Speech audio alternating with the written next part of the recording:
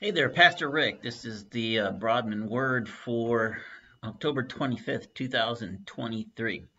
Sorry for it being a little bit late today, been a busy one, but listen, I'm going to get right to it.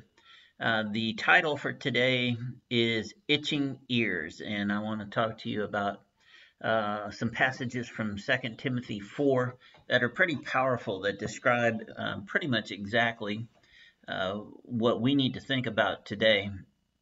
Of course, Paul is writing to Timothy, who he's preparing and encouraging and mentoring to take over the church at Ephesus. But he's in Second Timothy, he's done so by now, and so these are now words of encouragement about him being out in the world. So let's listen to the words of Paul and see what we can do with it after the passages. It says, "In the presence of God and of Christ Jesus, who will judge the living and the dead, and in view of his appearing and his kingdom, I give you this charge. Preach the word.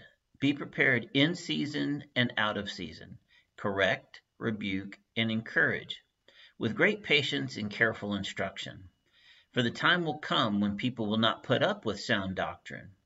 Instead, to suit their own desires, they will gather around them a great number of teachers to say what their itching ears want to hear. They will turn their ears away from the truth and turn aside to myths. But you, keep your head in all situations, endure hardship, do the work of an evangelist, discharge all the duties of your ministry." So listen, Paul clearly says here that there's going to be a time where they will get lots of teachers together, and those teachers will tell them what their itching ears want to hear. It's going to have nothing to do with the truth.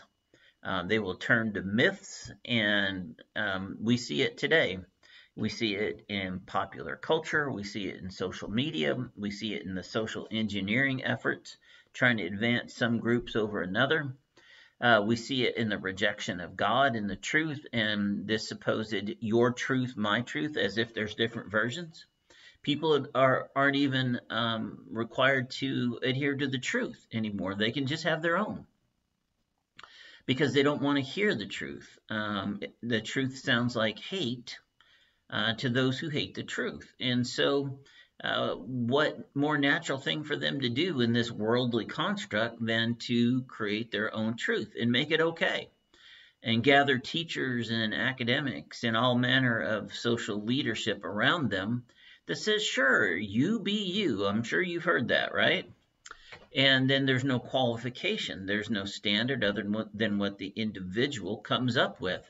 They can be or do or say whatever they want. And of course, it's true because it's from them and they said it's true. I don't know about you. I'm a pretty honest guy, pretty educated guy. I am not qualified, or nor do I have the ability to define the truth, the absolute truth, particularly of the world and life matters, other than I happen to know who could.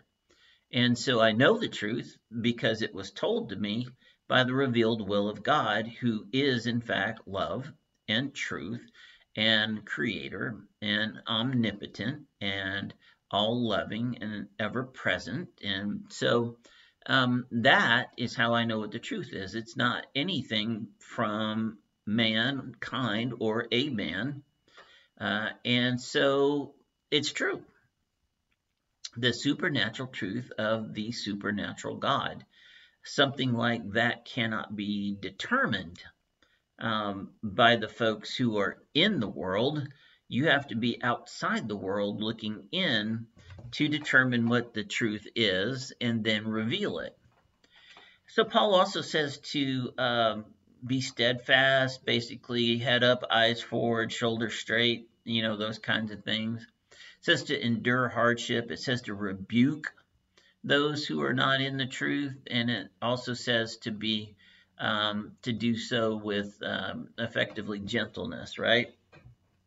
So it's not that we are to be haughty or self-righteous. Our truth doesn't come from us; it comes from God. So there's nothing for us to boast about. But we do need to rebuke those who are living in lies. We need to reveal the truth to them so that they can know the love of God as well. And we need to be cognizant that in this time, there are people running in all kinds of different directions to establish their own particular world order. And we see it in America and all the various subculture and divisions and things that happen around our society that are trying to advance certain causes and certain people groups over others. It doesn't matter which one you pick. They're all doing the same thing. They're all trying to be the truth instead of the actual truth. They're trying to be the truth that they want, the one that they see, the one that their itching ears long to hear, and the ones that they have gathered together, the teachers and the supposed prophets of the day and the big thinkers and the social medias companies and all of that. They've gathered together all that and they've come to the consensus of how everybody else should live. And if you don't conform to that standard, then of course there's the cancel culture, which is the ultimate self-truth, because they're actually able to not just reject what you've said or thought, they're able to go further than that and reject the individual. And so much so that they try to remove the individual from their ability to exist in society by canceling them. Listen to that. Canceling a human being. Yeah, let that sink in for a minute. So what we have left then is to simply do what Paul said, to be cognizant of the time in which we live, to be aware of what's around us, and that false teachers and false prophets prevail everywhere. They are all around us. And the only thing that can defeat such things is the truth, the actual truth, the truth that we know revealed to us by the author of truth, God himself. So listen, brothers and sisters, 2 Timothy chapter 4, verses 1 through I think 7 or 8 is what I read. Read it for yourself, contemplate on that, and decide how it is you're going to move forward in this world, given its new circumstances and its new standards, or attempted standards. They won't last. They're not permanent.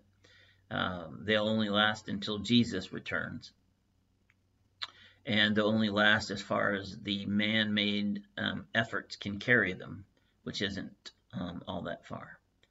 But I will encourage you, if you want to be modern in this whole you be you thing, find out who you are in God. Find out what God's path and plan for you was, what work he had for you to do, how he gifted you to do that work. And then you be you, because now you're going to be on God's path, and you'll be you in truth. Hey, listen, I love you. I hope you have a marvelous day in the Lord. I'll talk to you next time. Bye-bye.